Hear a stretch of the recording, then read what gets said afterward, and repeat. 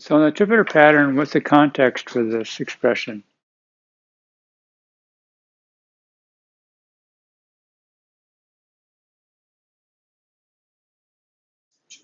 In the interpreter pattern,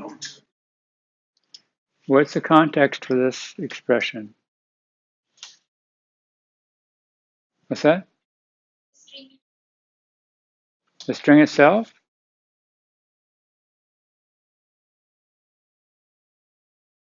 And the other?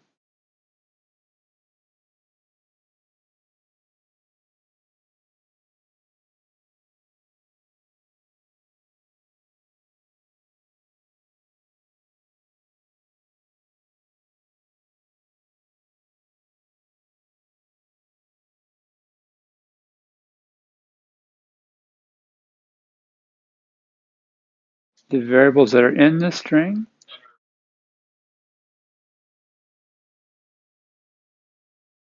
And if they contain the variables, what do you mean by contain the variables?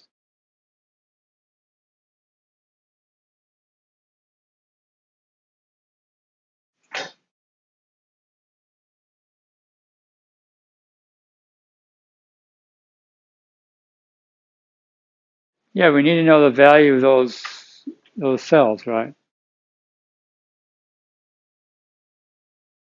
But in our, will the context only contain A, B, and C?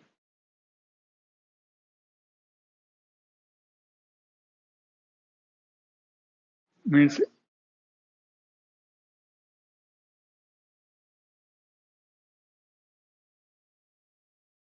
yeah, when we have a cell, right?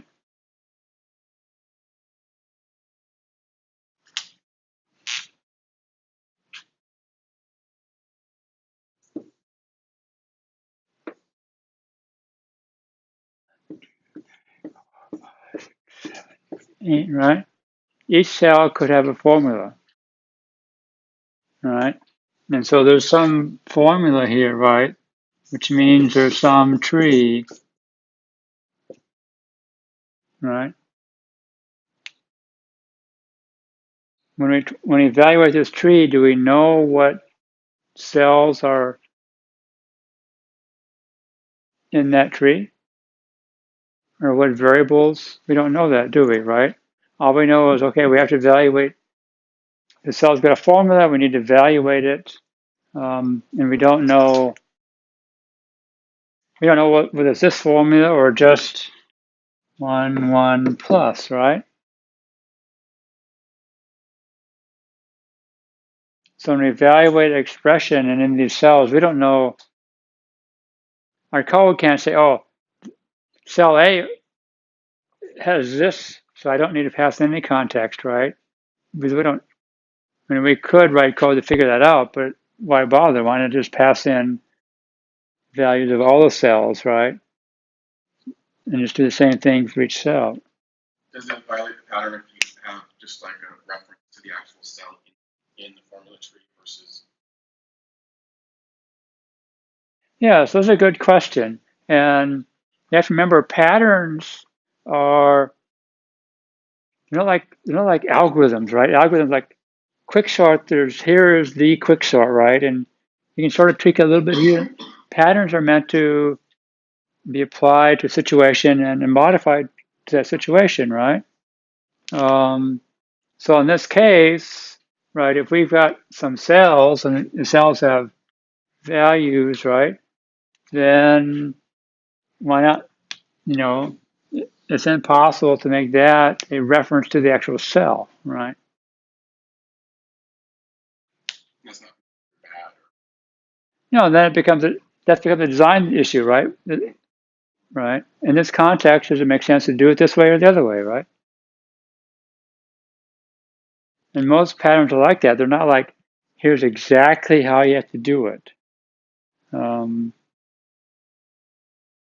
Shortly after patterns became popular, there were a number of IDEs that would introduce, automatically, would create a pattern for you, an adapter pattern or this pattern. And people in pattern like, that's sort of silly because A, you don't know if you need it yet, and B, you're basically saying it's like quicksort. I'm going to search quicksort here, like, but you may want to change it, modify it, and when you generate the template, it's like it feels like, oh, that's fixed, but it's not fixed, right? It's you have to ask yourselves, you know, what's the environment in which we're inserting this pattern in, and what does it make sense to do with that pattern? So So in a lot of the patterns, I'm finding a lot of the patterns with lambda. Because they're always presented in a very rigid class hierarchy of a structure. yeah, so these patterns come out of the object-oriented world, right? And you know, for a long, long time, that world was dominated by Java.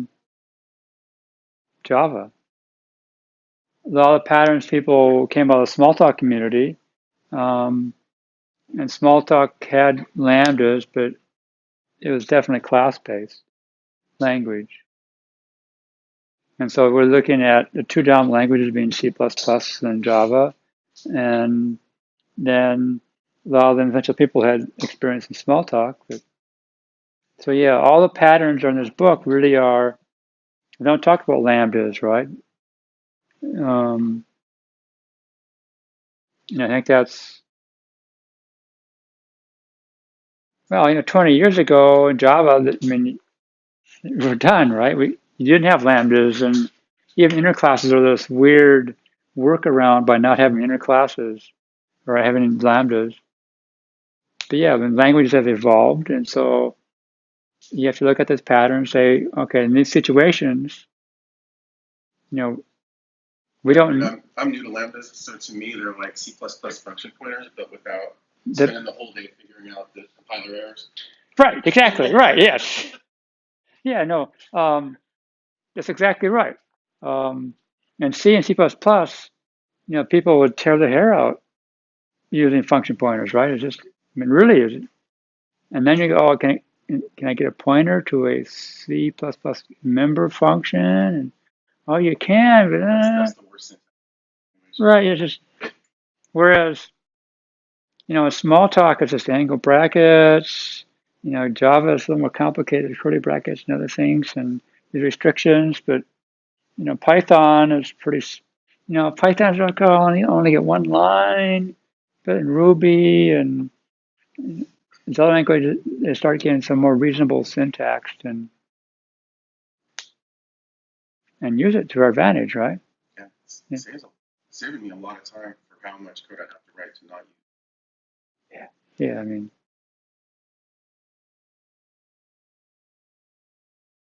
what can I say? That at one point, well, there's a language called Self, which was basically an experiment to see how, can we make a dynamically typed language as fast as Fortran? And the answer is yes.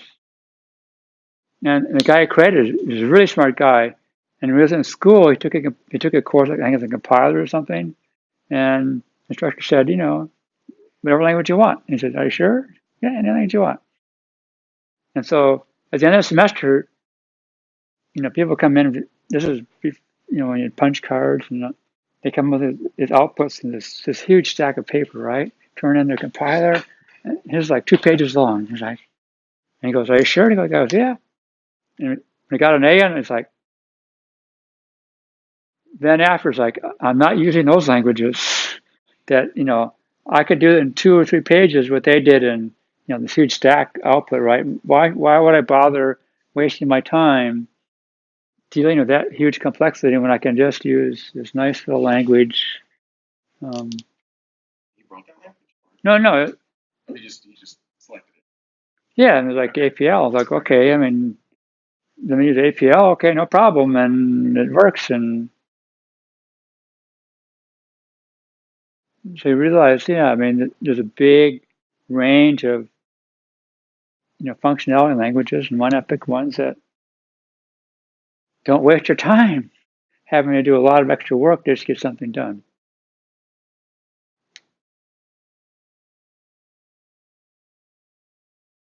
Oh yeah.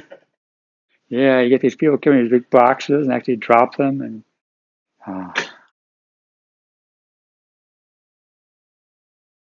um, so any questions?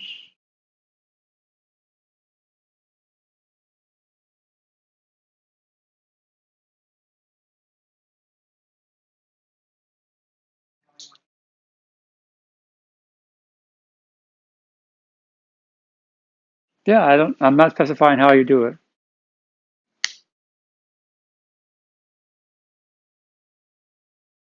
No, a number of people have come, well, a few students have come up and say, well, I'm just going to use Memento and save the state of every cell every time someone changes a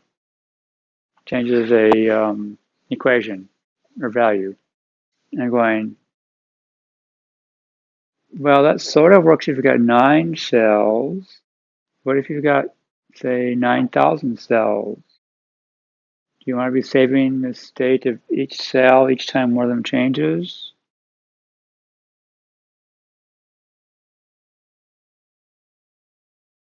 And if the answer is yes, I can say, well, what about when you got 90,000 cells, right? I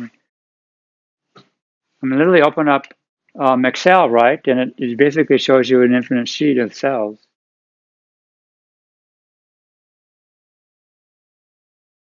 And so you may not want to save the state of every cell because it just doesn't scale. Do you have a preference of how them out? I mean, do you want them alphabetical? Because I have a lot of classes, and I have sympathy for the grader. Do you want them in like a top-down kind of order, or alphabetical, find them easily, or a bottom-up order, or? That's a good question. I'm not sure what the answer is. Usually what I end up doing is tearing it apart, and so I can put different classes in different piles, and then so maybe top down, because then it's like, okay, I can start here, and now I need to understand what this does and go find it.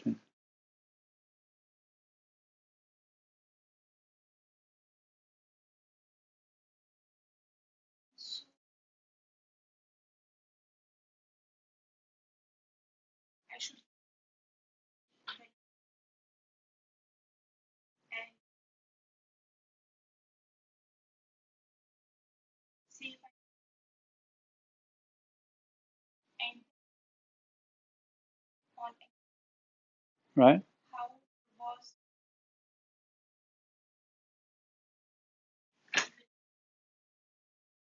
Well, each cell has 2 different views, right? You can be in the equation view or the value view, right? When you change a value, it doesn't change the equation view,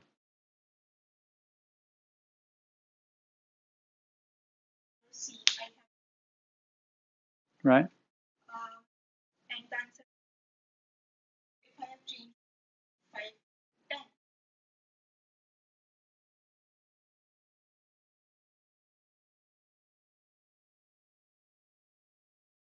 Your new equation.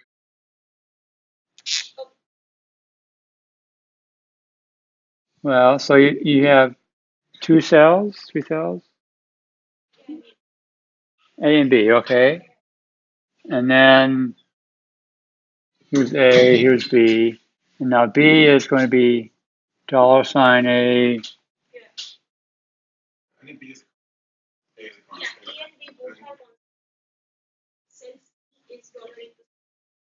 Okay, so you have 3 cells.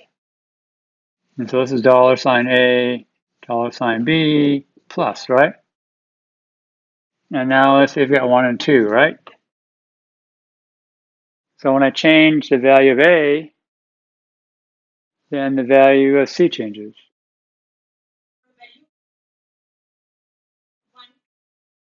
Yeah, so She puts some new values that should be some kind of reverse. But 3 would just become the new formula. yeah, I mean, so the values, right, is 1, 2, and 3, right? Yeah, so I want to be able to come here and make this cool. You change the value of C, well, what happens when you're in Excel when you change the value, right? The equation goes away.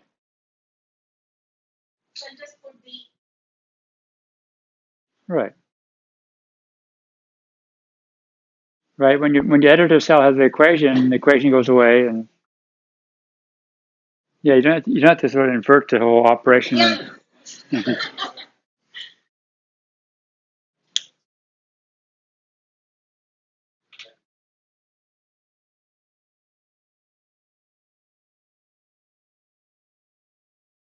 Any other questions? Another thing that Excel does, it interprets blank. Yeah, That's how I did it. that's fine. Yeah.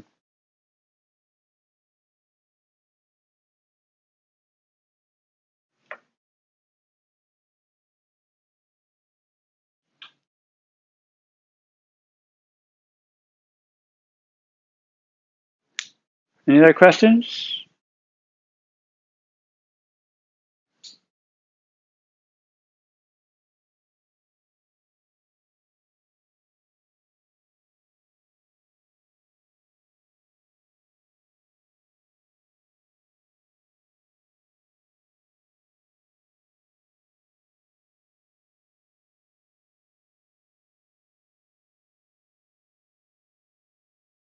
So I'll look at template, method, factory method, and then some random comments.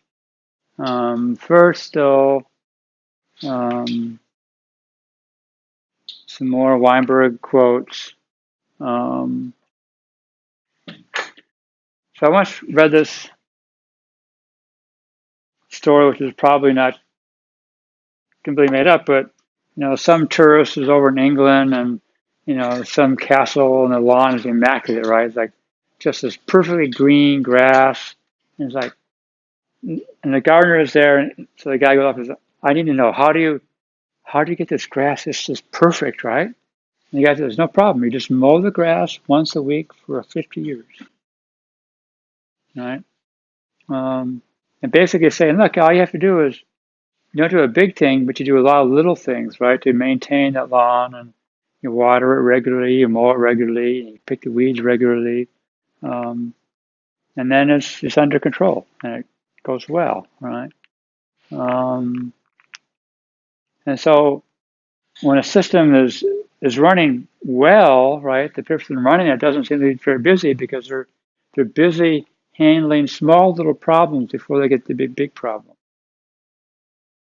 right? Um, but then this leads to what it says is the controller fallacy is that, um, look, if the controller doesn't seem to be busy, then they're not doing their job, right? But if they're very busy, then they must be a very good controller because they're doing lots of stuff. But the problem with that, why it's a fallacy, is because why are they busy? They're busy because either they're overworked or things are out of control, and they're busily trying to get it back into control, right? There's a big disaster over here, and so they're busy trying to straighten that out. Now a disaster over here, trying to straighten that out. Um, and that leads us to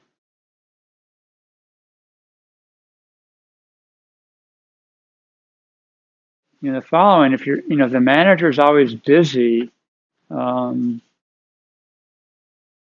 it's a bad sign because it probably means there's too many fires going on, too many big problems that occur, right? But if the manager's on top of things and like, oh, figures out, okay, this new hire is not working out, so I need to take care of it now before it becomes a big problem with the group, right? Or we've got this ship date that's coming up, and no, I better make sure I'm on top of, make sure where things are, make sure a lot of programmers are on schedule, or if they're not on schedule, I need to figure out what's going on and do it not the week before we ship, but long before that, so we keep on track of things, right? So if you're continually on top of things, right, then you shouldn't be running around putting the fires out all the time, right? So it's sort of somewhat contradictory, saying if a person looks really, really busy, then they may not be doing a good job because they're just too busy. And they can't spot small problems and solve them before they become big problems.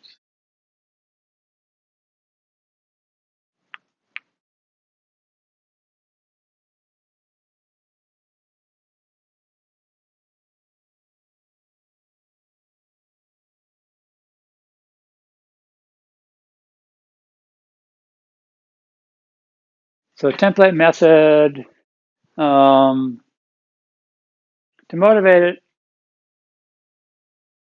talk about polymorphism, right? Poly meaning multiple or many, and morphism means shape. So polymorphism means many shapes. So here's one of the few C++ examples I kept around. So you've got a class account, and that can various subclasses of the account, and then there's some sort of transaction method where we do various operations, which I don't show you what they are.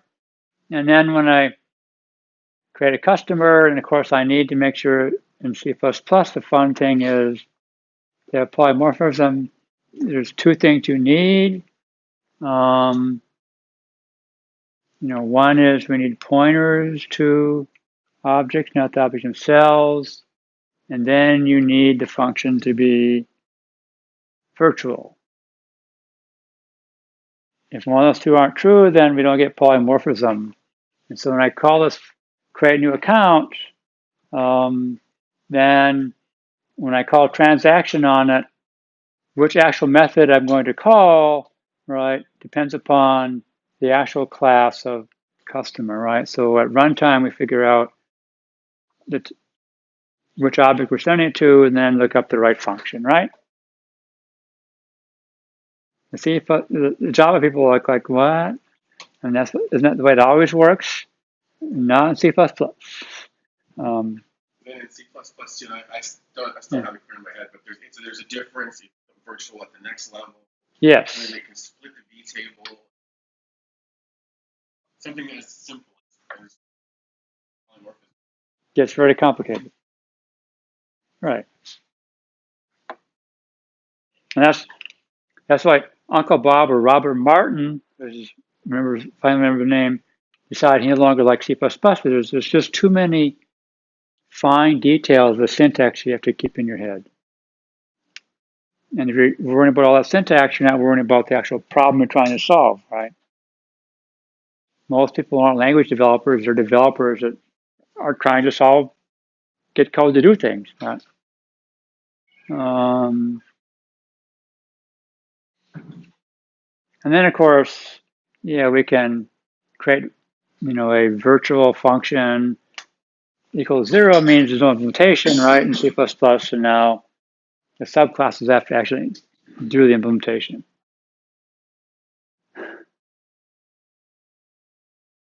Now, what the template method does, it builds on this idea, and what we do is, okay, so the parent class, it may divide the function into multiple parts and call those parts, put those parts in functions.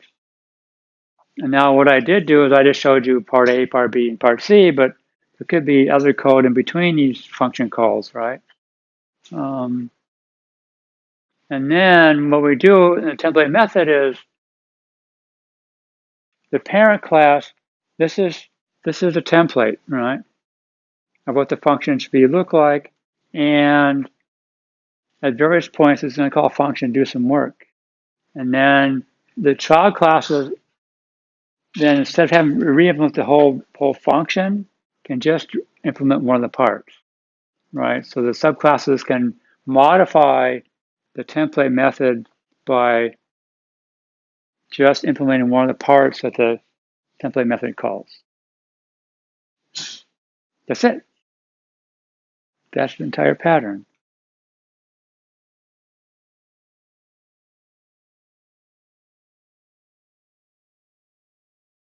Right, and then all these, will implement other parts, and so you can modify We don't have to repeat the logic of the parent method. We only have to override certain pieces that are important to us as the subclasses.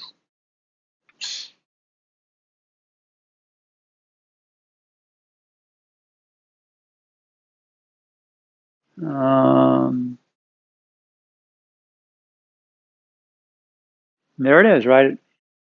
So the intent is we create the skeleton or the outline of the algorithm or the method, right? And then subclasses can override parts that they think need to be changed and not have to worry about the overall logic of the entire algorithm or method.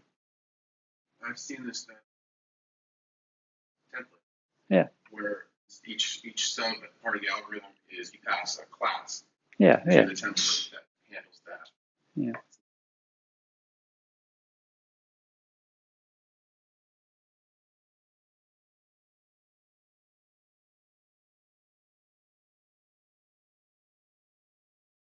And it's the template method is probably the most common of the 23 patterns in the book. And most frameworks use it all over the place. So one example, and again, this is Java Swing. And if I don't create a GUI application, you subclass frame, and then there's a method called paint that you implement. And all it does is it's responsible for putting things on the screen. But there's more work that has to be done. I mean, there's this event loop you have to worry about, right? You pull events and you just send it to what's on the screen or the object on the screen, updating parts of the screen, all the screen. And so when you look at, frame, or actually it's not in frame, it's higher up in the hierarchy, there is this algorithm that goes through, or this method goes through, and at some point it calls the method frame or paint, right? For you to display it. And that does a bunch of other stuff, right?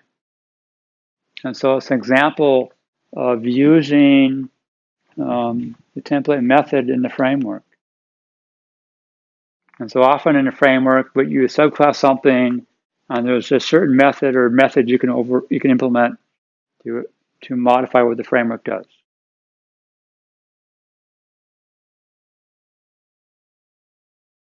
And one of the ramifications of a template method is what they call inverted control. When you first introduce students to GUI programming, this drives them nuts because they're used to the main, right? There's a main function. I want a main where I start, and then I can do this and this and this and this, right? But in a GUI application, there is a main, but you never see it, right? The main calls paint, and then you implement paint because you don't want to implement that main again because it's very complicated, right? And so often in GUI elements, you do this with students like, where do I start? Well, you don't start. You implement this, and then you wait until the user does something, clicks on a menu or a button or does something, and then it gets sent to one of your objects, and so it takes a while to get used to the fact that you're no longer in control, right? The framework's in control. The main is up way above you, and you just get to implement this piece and that piece.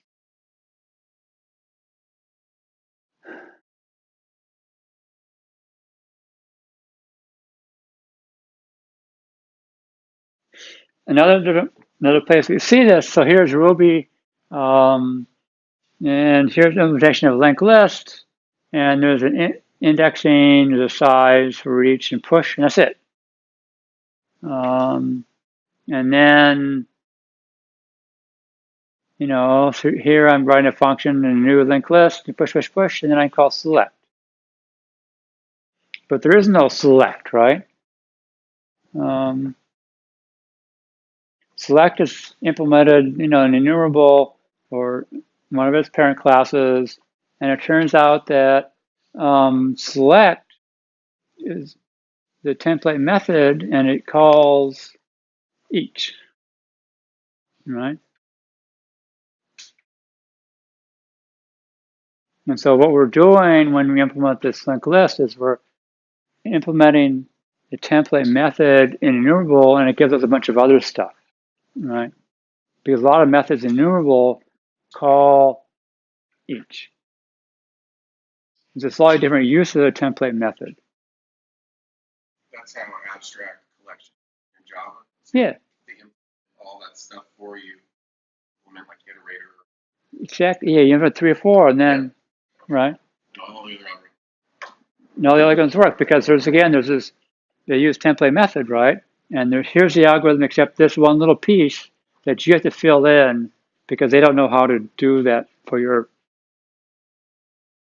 collection item, right? And so it's everywhere. I mean, it's used a lot.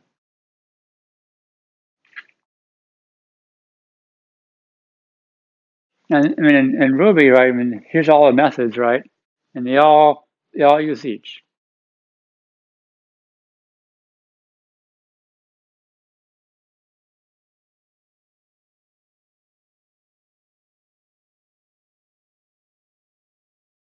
And then in Java, right, there's abstract collection, and when you subclass it, you implement those 3, and then you get a bunch of other stuff, right?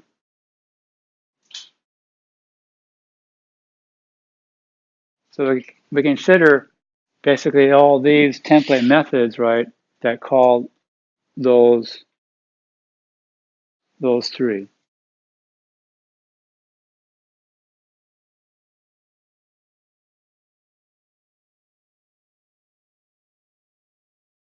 Right? I mean, it's basically it's the most commonly used one. Class libraries use it everywhere or lots of places. And you get this inverted control structure where the parent class is calling things in the child, and you just say implement this little piece, and a bunch of other stuff happens for you.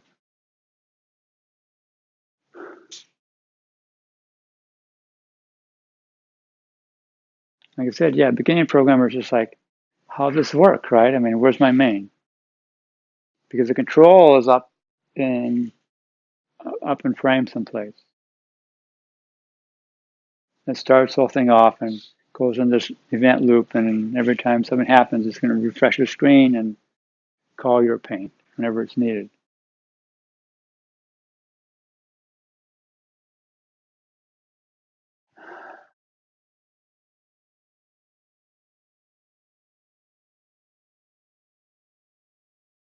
Yeah, and so template methods, they tend to call concrete operations where the parent class implements it, then the subclass can override those subparts if they want to. There may be abstract words, okay, like an abstract collection, right? There's iterator. I mean, it's not, I mean, your subclass has to implement it because the abstract class can't do it.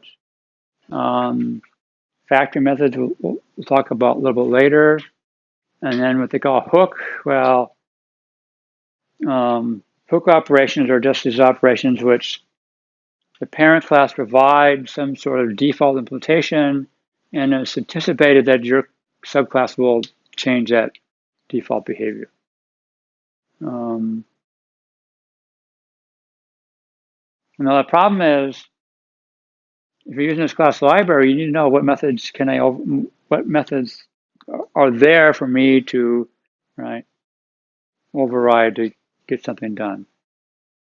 Right, so some of them, if they're primitive operations, I have to override them. Iterator, right? There's 3 in an abstract collection that you have to do, otherwise the class won't work.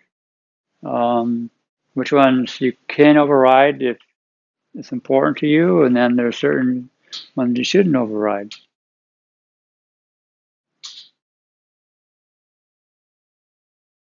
And that has to be documented, otherwise, how will we know, right?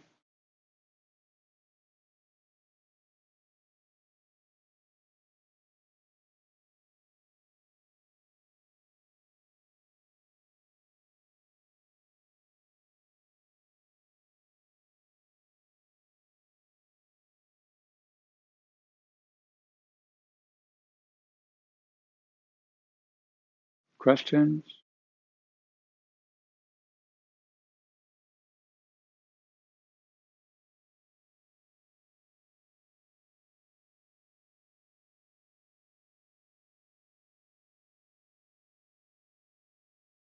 Refactoring a template method. The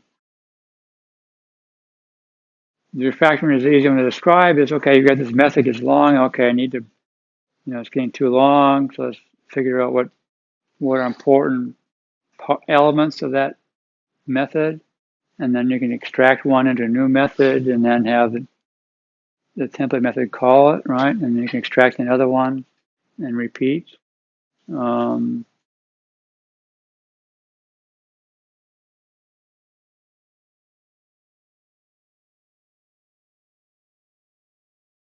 Right, until you can break it down into a new method where the pieces are elsewhere, and then those pieces can necessarily be overridden.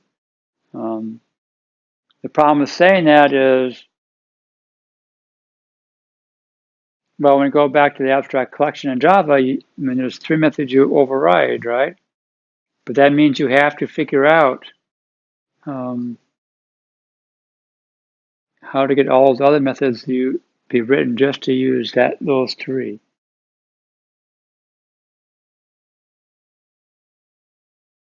And that those may not be the most efficient ways of implementing them, right? Because if using the iterator to go through, there might be a faster way, a more efficient way to accomplish something than using an iterator. But you have to override it, right? Yeah. But again, then we have to know which ones we can override. And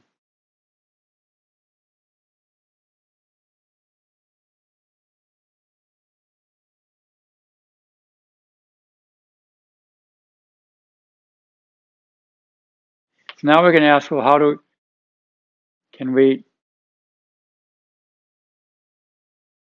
get the same sort of functionality in functional programming, right?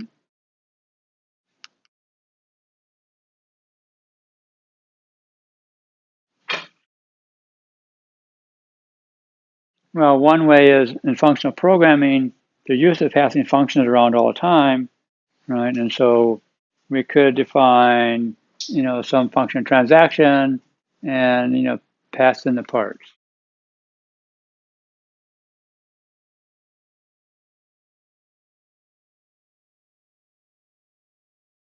And that doesn't quite work. I mean, it works, but it's like, that means every time I call that transaction, I have to know what all those pieces are, right? And what functions I can put in there.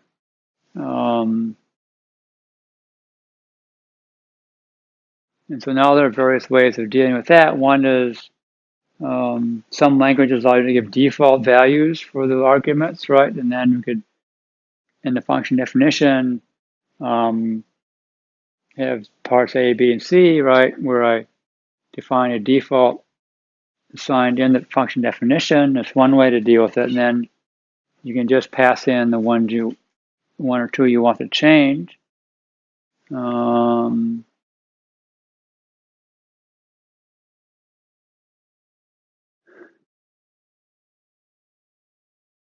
Right, so you have to know all these pieces. Another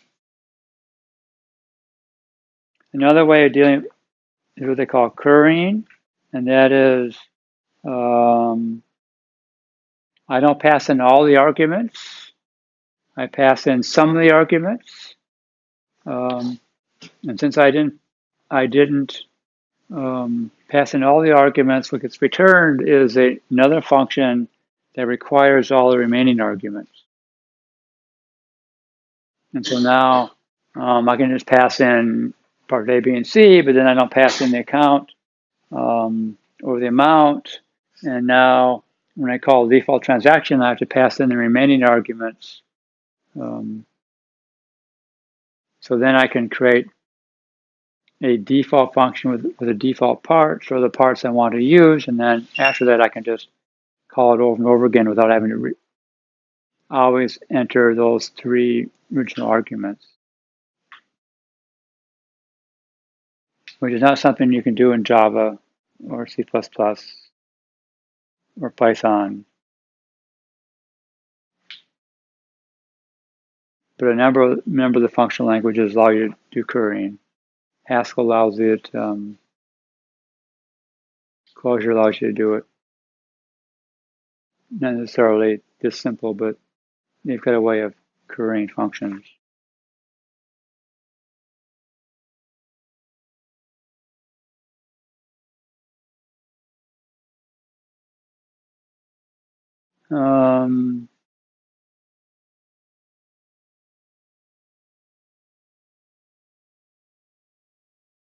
Clojure is another weird construct, what they call multi-methods.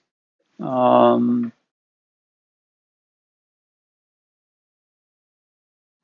basically allows you to create functions that are based upon a type.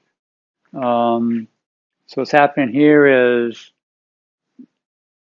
we have a function which returns the type of an object. And then, okay, the default value, call this function. If it's a junior account, we call this one.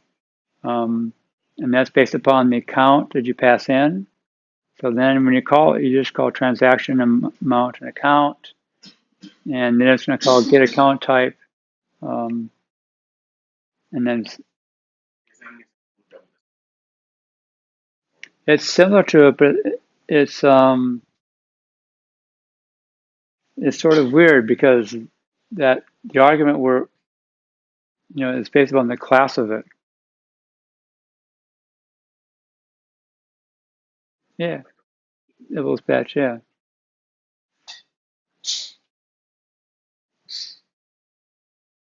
But it's you call this function to get that value.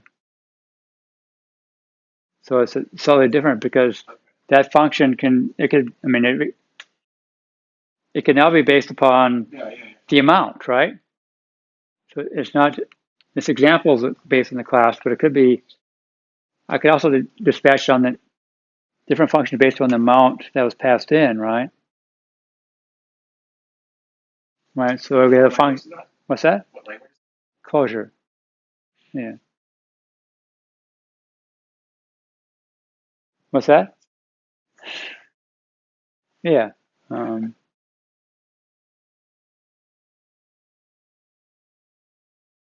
So it's another way to actually handle, the problem that the template method solves.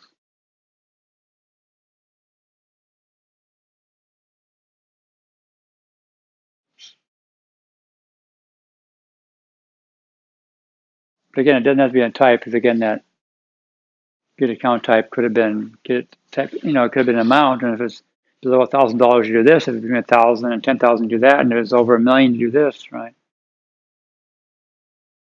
And not just do this, but you call different methods.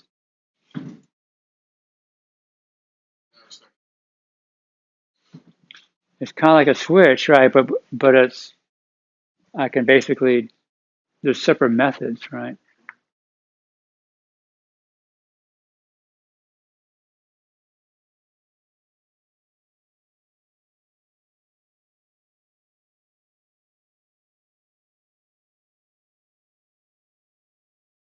So when you compare them, right, in template method, right, method variation is in multiple classes and files, right? You're like, okay, here's a parent class, child class, and then here's the pieces I can override, override this one over here, roll this over there. Using functional, it's like in one place. The multi-method, they all have to be in one. You can't separate them in different files. It's a single sort of construct that overwraps them.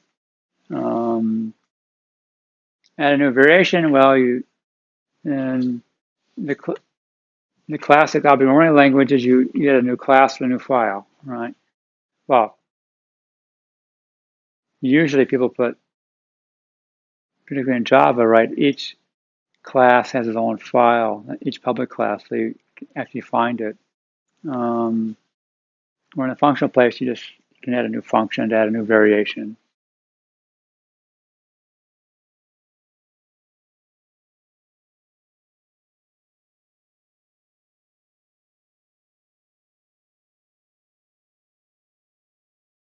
And the logic, right, is different parent and the child classes.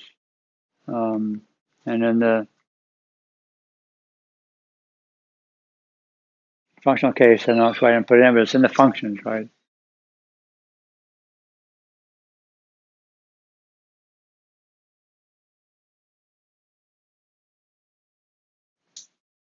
Any questions about template method?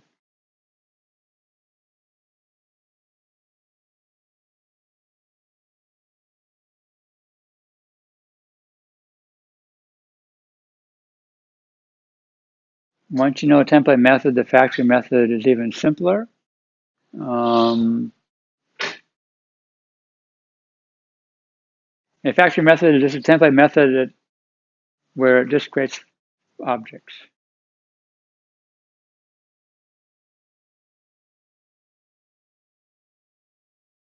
Right, so I've got my bar function and just creates a new bar and returns it. And then there's some other function that wants a bar. It calls a bar function to create the bar for it, which means when I subclass this class, I can now override the bar function to return some sort of subclass. If it's Java, a subclass of bar instead of the parent, right? If you're in Python, then you can return whatever you want.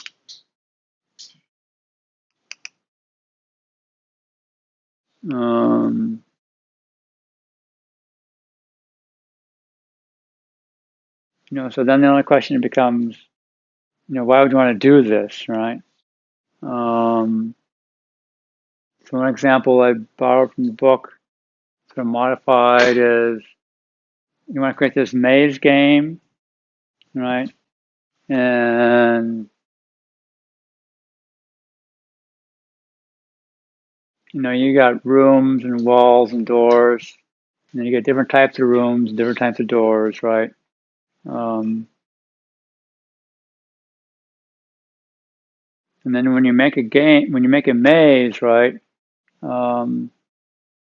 If we use the factory method, right? Make a room, make a wall, right? Now my subclasses can make different types of rooms, right? I can, without having to.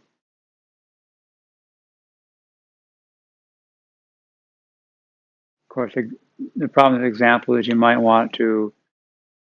want all your rooms to have bombs in them, but it give you some idea that, okay, my subclasses can create different types of objects than what my parent wants. And I don't have to change the logic in the parent, right? It's just all the method does is it creates an object and returns it.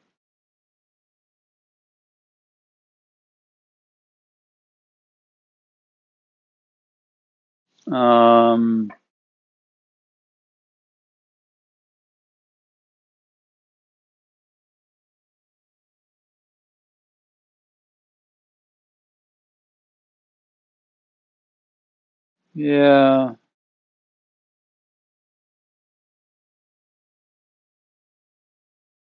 Yeah, and they go,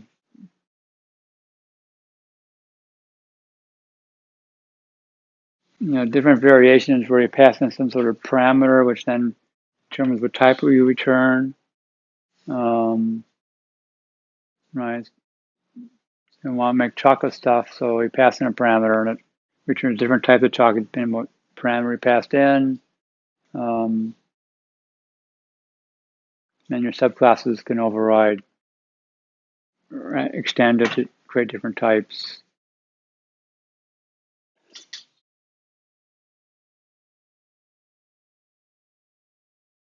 And then C++, you have templates.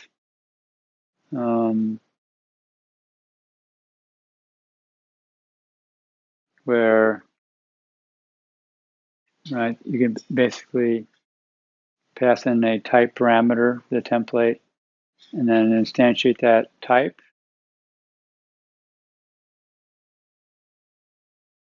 Which would see the same effect, right? Because now I can instantiate the template, I give it a different type, and now when I call a function, it returns that type rather than a different type. Less dynamic, right? Yeah. But C++. I mean,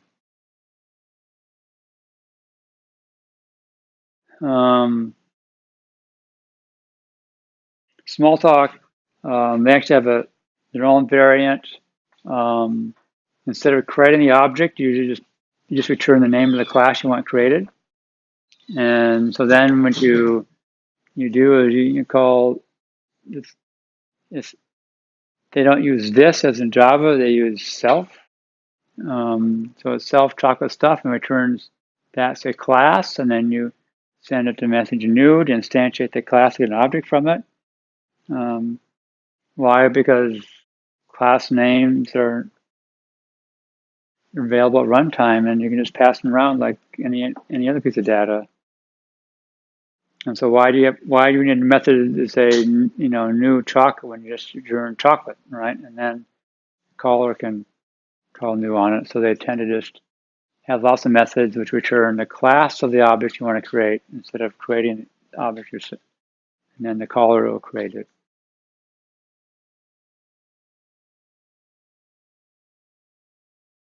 But again, that requires the language features of Smalltalk, which aren't.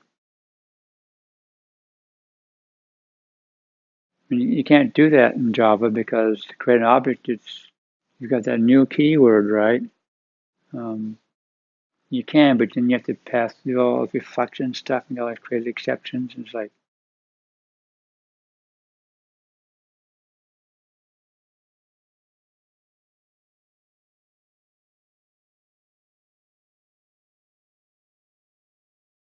all right, so I mean, this is.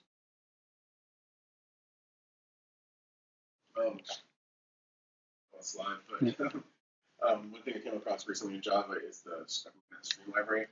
Everything's cool about that is collectors. Right. If you want it all to go into a hash set, you give it a factory, a new hash set. Right. And then it's all polymorph. Or if you want an array list, you say right. new array list, Yes, right. it's all polymorph signature. I thought,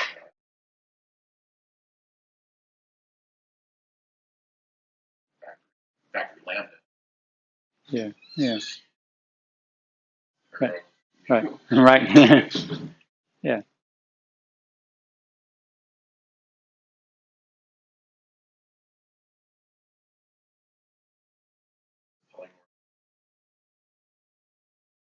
Right, yeah. So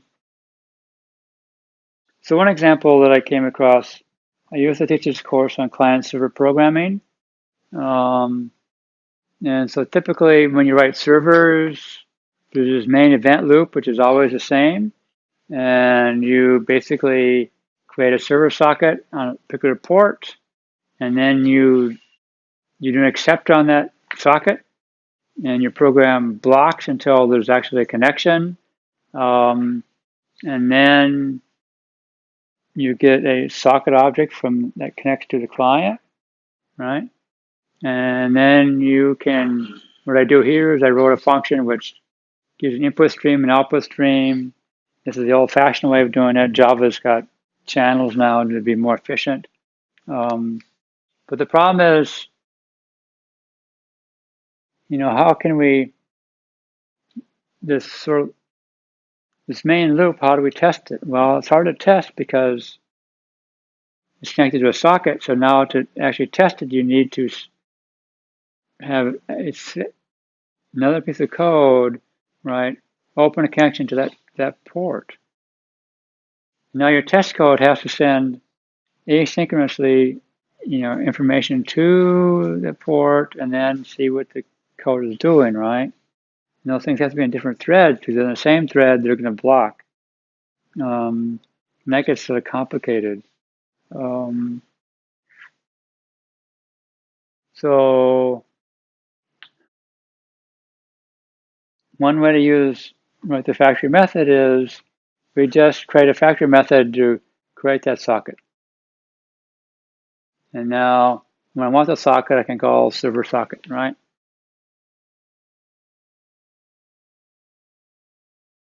And now what I can do is I can create a subclass, and all a subclass does is override that one method. And it creates a mock server socket. And now when I instantiate this test server, it's identical to the parent class except for the type of socket it's going to use. And this mock server's socket is designed to basically have, we could program it to send certain messages to it and then record what comes back. Right? So it's an example where I came across where, okay, we can use a factory method to make it easier to test the parent class, but we can now test the main function and make sure it all works properly without having to skip part of the logic.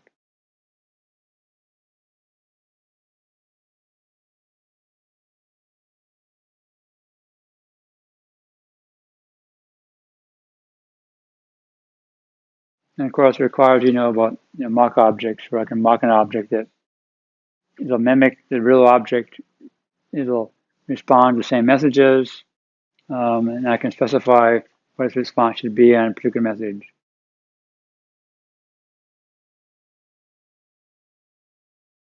Right?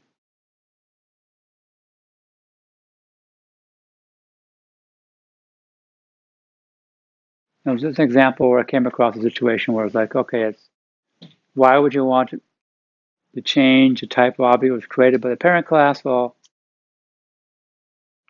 so I can inject, right, a mock object so I can record its response without having to do all this asynchronous programming. And It seems like anytime you might find. right, yeah.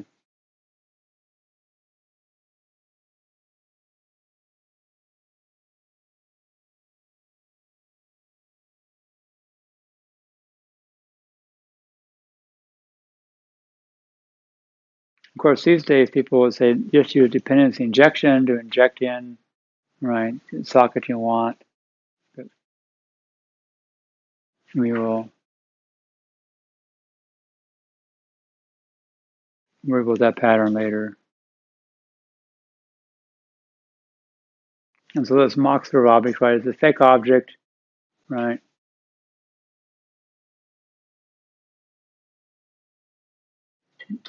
And it records responses, and so it responds all the same messages. So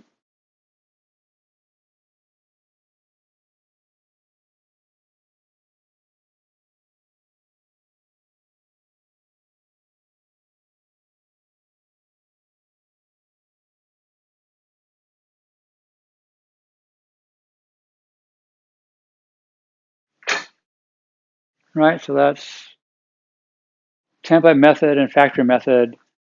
And yeah, we can use dependency. People say dependency injection, where you just pass in the server socket in their constructor, and then you don't need subclassing. You just, when you instantiate it, you create the right socket. And so in testing, you then you pass in the mock server object. And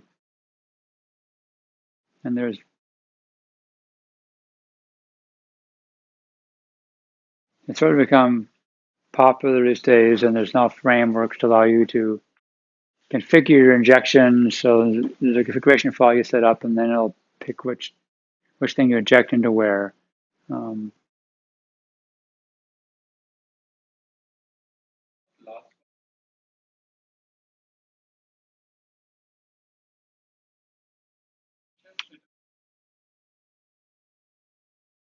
Yeah, there's an interface for what you want to deal with, right? And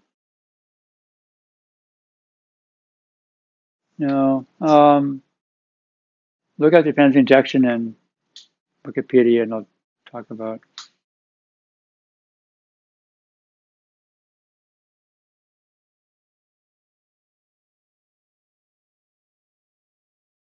And since going through a catalog can be boring, I keep on trying to throw a little extra material in once in a while. So So Effective Java was a book written, there's several editions out now, how to write better Java.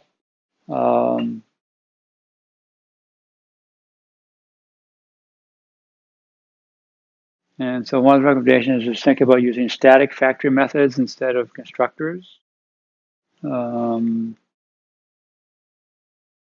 in Java string class, there's a value of, right? So if I want to create a string from an object, from a Boolean or from int, right, there's a value of that you call. Right.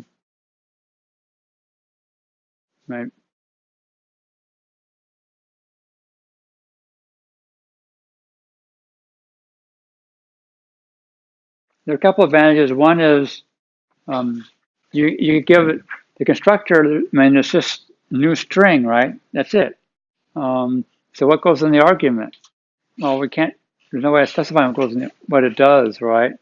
Here it's like, oh, we can give it a name, which tells us what this thing is going to return, right?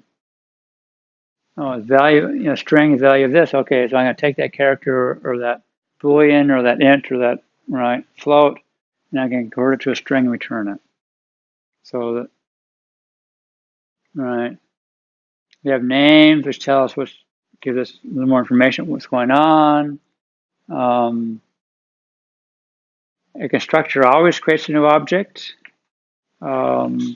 whereas we may be able to cache things, right, and return previous examples. We may not always want to return an object of that type. We may want to return a subclass, right?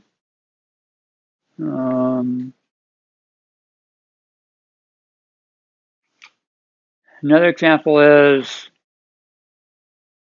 well, most languages have this problem with primitive types, right? What do we do with the primitive types? Int and float and long aren't primitives, but our collection classes have to only hold objects. And so now we have to box them, right? And so we started doing things like this. And initially, Java did not have auto boxing like you do in C#. And so you're like new integer, new Boolean all the time.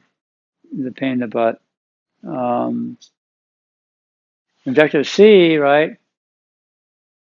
There was a static function or functions in the number class that you call. It's number value.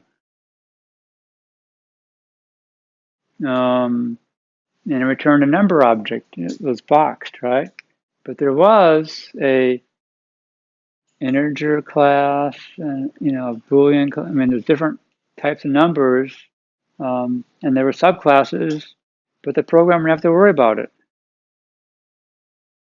I mean, value of 5 returned an integer object with a subclass of number, but why do you care? Because it's just a container, so you can put it in a collection, and when you get it out again, you're going to pull the value out, right? So just value in, value out. Give me a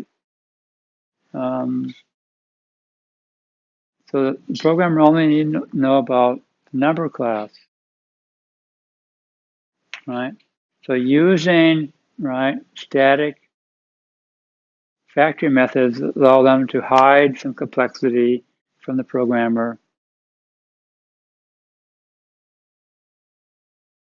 And they call it a class cluster, but so it's just a way of, and you can't do it with the constructors because you have to say new integer and new float and new this and new that.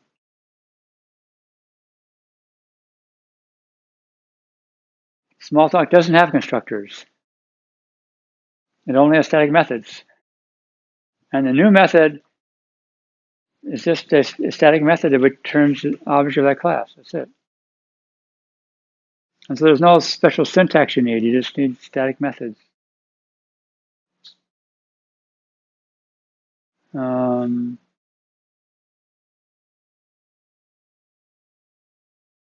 Here we're talking about minimizing access to as much as you can. So the idea, of course, is then that if it's inaccessible to the outside world, then the outside world doesn't have to know about it right? And they can forget about it. And it's like this less information, less chance of people modifying things they shouldn't modify.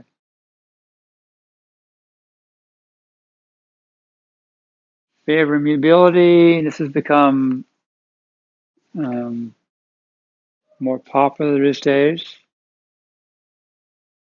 I mean, they're simple. They can't change.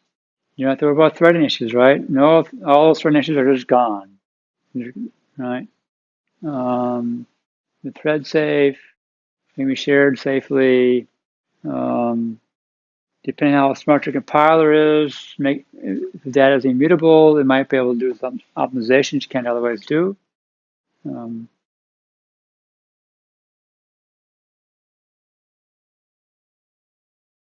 right, and they're safe to use, so you can use them as building blocks to create bigger things. Um, yeah,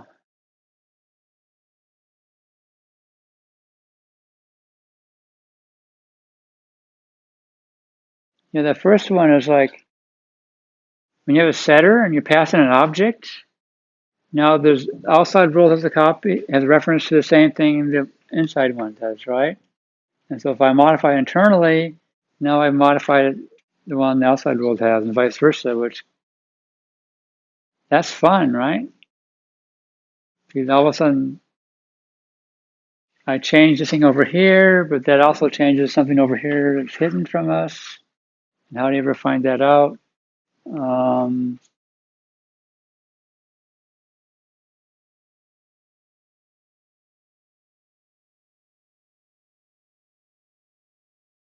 so there's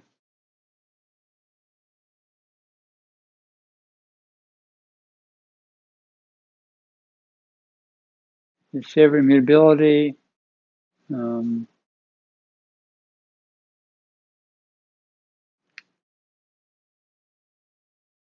I always find these sort of interesting because um, Python works, but all your properties in Python are public, right? And even the way you make things private is just a convention, right? Underscore name. That is a convention. If you really want to, you can still access it, right? Um,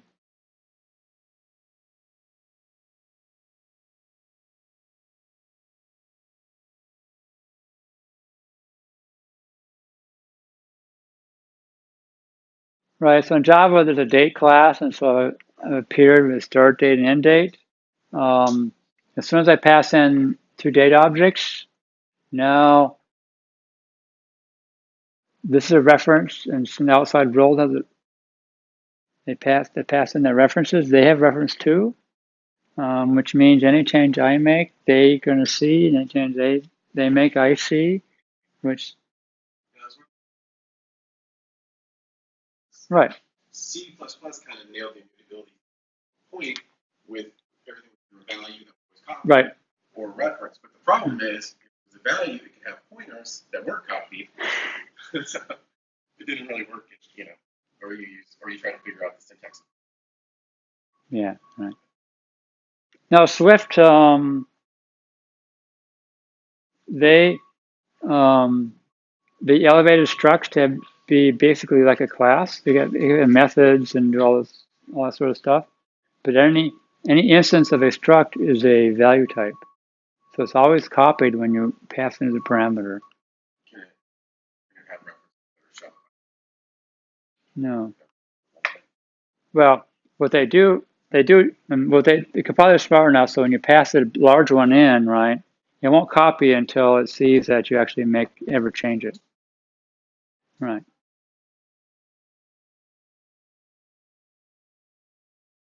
So yeah, you don't want to do that, right? If you return the date, I mean, you're passing a reference to the outside world, and I can change it. Um, it's better to either clone it or create a new one, return a clone, right? So now what you have internally is not shared in the outside world, and when you ask when they ask for it, you're not giving your private data to someone. You're giving a copy so they can modify it all they want, and it's not going to affect your in this case the period class.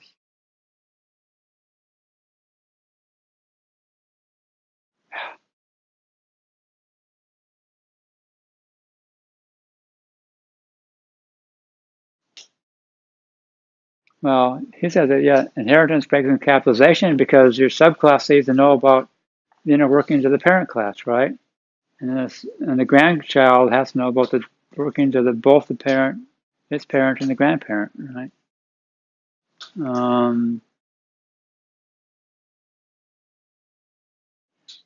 Yeah, in the same package. Okay, then you're designed together, designed to work for inheritance, but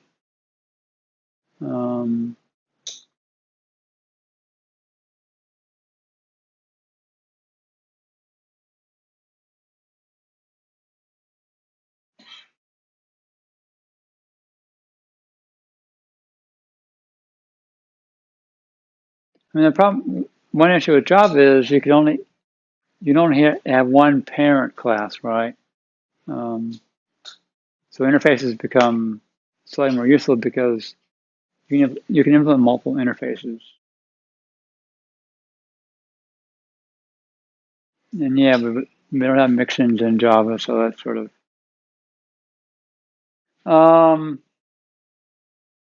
so a mixin is I want to be able to, it's like take an interface and implement parts of it or all of it,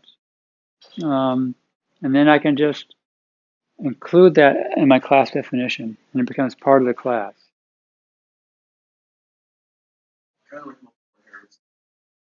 Yeah, it's sort of like multiple inheritance, but it's a slightly different mechanism that avoids some of the craziness with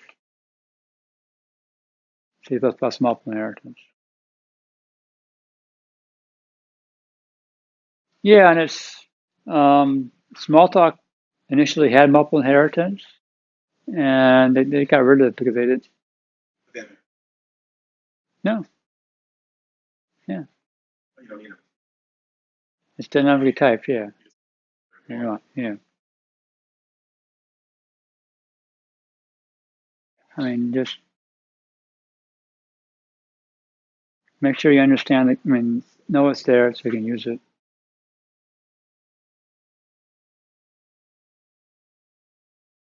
Right? I mean, I'll use as a key. Well, what happens if that name contains, right? So make a key class, right? Maybe a small little class, but now it's controlled and safer.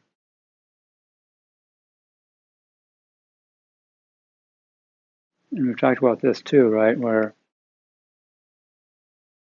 if I create a vector and I say it's a list, now I can change it to an array list or a linked list in the future. When I do this, right, I can't change. All right.